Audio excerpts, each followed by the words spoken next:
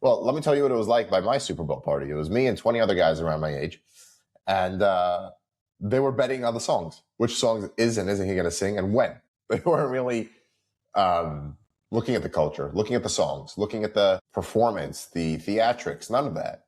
It was the amount of money. Forget about the amount of money nationwide. The amount of money I saw going, transferring between different people. My God. The gambling and DraftKings. How much advertising did DraftKings do themselves?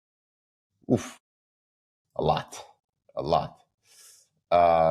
Joe Abrams. I've been trying to dig deep on the Tulsi Gabbard complaint. Best is she interfered with the flow of info for political reasons.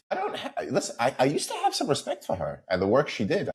I think she had a moment in the Democratic nomination process in 2020.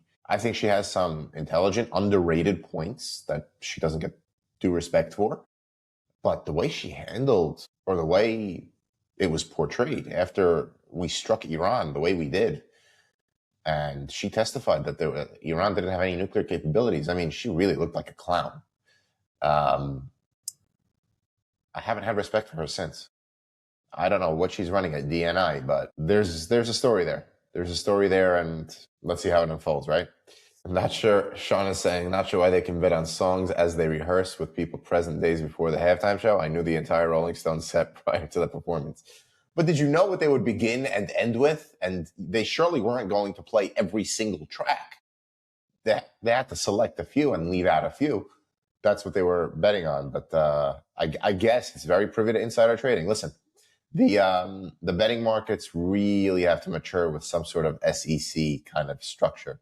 We all know that. That's it. Robin, what are you guys talking about? Yes, it is. Just get stamped NYC birth certificate. It's over $50. I'd love to know what you're talking about. Jamal, people are frustrated with Philly as well. The brutal cold following the inches of sleet make it much more difficult. We have many streets that have no plow can traverse.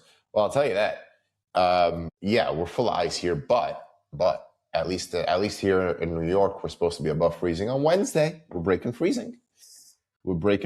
So, I see. Sean, they did the same set in order several times. All right. So that is, well, how's this? Could have been rich, right? If betting was a thing back then like that. All right, let's do a couple more comments and we'll wrap up for the day.